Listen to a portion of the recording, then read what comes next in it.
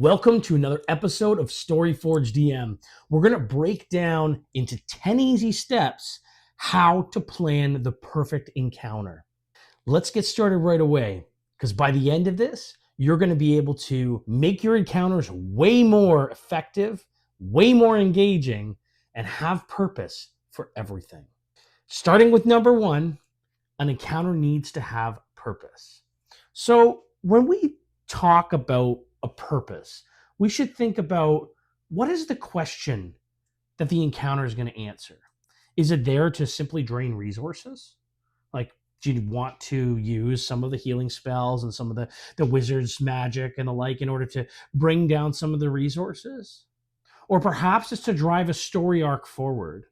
Perhaps the idea is simply to have some clues or drops or ideas that will help each player advance the storyline. Perhaps it's about the loot drop. And so, especially if you're planning multiple encounters, one of the things that I like to do is, let's say you have a couple encounters with no treasure because it doesn't really make sense. Maybe the next one or the third encounter has all of the treasure that they would have gotten from the previous ones. And then, of course, that first one is to drain resources. Maybe that second encounter is for that story arc. And the last one is to give them a little bit of treasure so that they can keep exploring.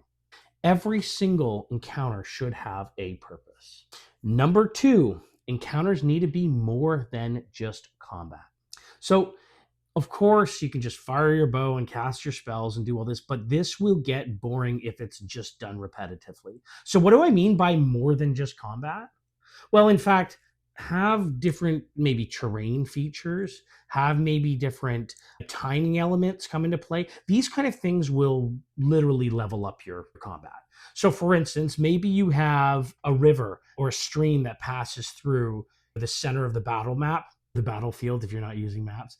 Maybe you have something happen on round 3 where there's an avalanche and rocks fall. Hopefully the PCs don't die. Rocks fall and they cause rubble to go across the whole battlefield, making everything difficult terrain. Or maybe reinforcements for your PCs or maybe for the bad guys come in on round 2 or round 3. These kind of elements will level up those encounters and really get you to that next level. Number 3, enemies need motivations. So this is really a key thing. Whenever I'm building an encounter, I try and put myself into the mindset of the enemy. Okay, so is the enemy a band of humans? 2 humans go down. If you're with your buddies and 2 of them go down and it's very evident that they're never getting back up, would you stay and keep fighting a losing fight? Would you flee? Think about those motivations, especially for, say, evil characters. I feel like if you're evil, unjust, you may be more inclined to leave your friend behind. Now, here's where it gets kind of cool. Think about it like this. Maybe they wouldn't want to leave their friend behind, but they're forced to. Quite similarly to if a PC goes down and the rest of the PCs have to come back and save them. I mean, maybe that's part of the plot. That NPC finds a way to come back, recover the body, maybe bring him back to life, maybe bring him back for another round, maybe bring him back for a future battle. And that creates a conundrum in and of itself. Realistically, they need motivations. So why are they fighting? Why are they there? Why are they fighting the PCs? And realistically, if they need to or would normally, why would they escape? This is number 4. Terrain can be used as another combatant. Certain elements wherein I would give terrain an initiative. Okay, let's say there's gale force winds, and you know what, 5th edition did a really good job of this with dragons, caves, and this kind of thing. But let's say there's gale force winds on initiative 20. Maybe the wind strikes and everybody gets pushed in a certain direction 10 feet, or maybe some damage is taken if it's if there's hail or something like that. And maybe with this particular encounter, there are spots of cover where the PCs or NPCs might want to get to in order to prevent this worldly damage from happening per se. And I use gale force winds, but you could really use anything. They could be on the plane of Avernus, and maybe it's an acid rain. I mean, like a real acid rain. Maybe it's on the elemental plane of fire, and it's literally a firestorm that whips up every so often and burns everybody on initiative 20. Number 5, thinking in phases is a very effective way to level up your encounters. So when I say think in phases, let's use the end boss as an example. Let's say your end boss is Zugtmoy. I like Zugtmoy, so let's just say it's her. Phase one might be the minions coming in. Okay, so you might have these feral, chaotic, myconid warriors come in, mushroom people warriors come in, and they start fighting. Phase two, one of them maybe the illusion fades, and it's actually really a cultist cleric that's in disguise that is really here to prove purpose. Phase three, let's say Zugtmoy sends an aspect of herself to really deal with the PCs. And then final phase, phase four, she's had enough. She comes herself. Now, this particular encounter that I just described, it is an end boss, of course, but this particular encounter could and realistically should last an entire session. And if you're planning an end boss encounter, I would strongly, strongly advise for you to have that be a session in and of itself. Adding phases will level up the experience for everybody at the table. Number 6 is really important: reward, preparation, and creativity.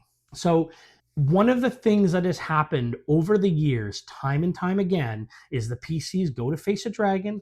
The dragon hits the PCs harder than they can handle. The PCs flee. They re-up. They get ready for, let's say, that red dragon. They protect themselves against fire. They do all those things, and then they come back in to fight the dragon appropriately. Preparation and creativity needs to be rewarded. So let's say this same scenario, there's a red dragon. They know they're going to go fight it. Maybe they go to the libraries and do research on red dragons. That is a very creative thing that deserves reward. So maybe they learn some of the details about this particular red dragon that will give them an edge and allow them to fight more effectively. These kind of things, I mean, just think about it. It's going to add an extra level of flavor to that particular encounter because the PCs themselves are getting invested, going, you know what, this is a massive problem.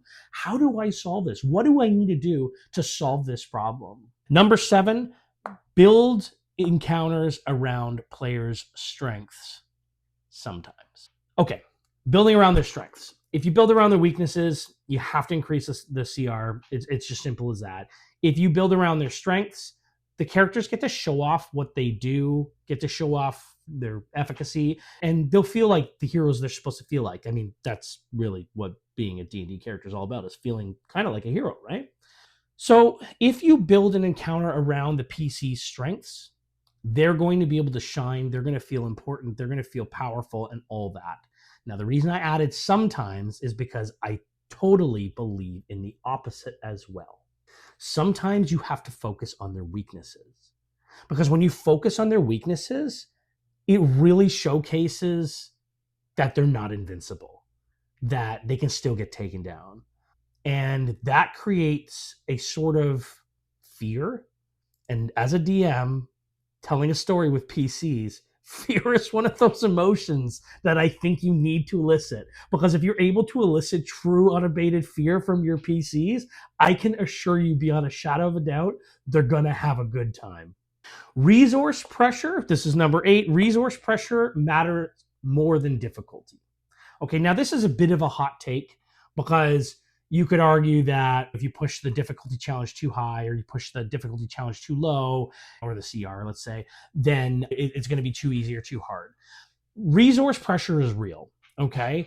The fact of the matter is if you have a CR that's drastically lower than the party, but it puts pressure on their resources, let's say you have a monster that can only be killed by magic. Let's say you have a monster that can only be killed by healing, or let's say you have to cast a heal spell to take down its shield, but in reality it doesn't hit very hard, doesn't do a lot of damage, and doesn't have a high CR. These sort of things, especially when you're building multiple encounters, are guaranteed to level up your experience, to level up your sessions. It's just guaranteed. Number 9, failure should change the story, not necessarily end it. So I did a video a little while ago about fleeing an encounter.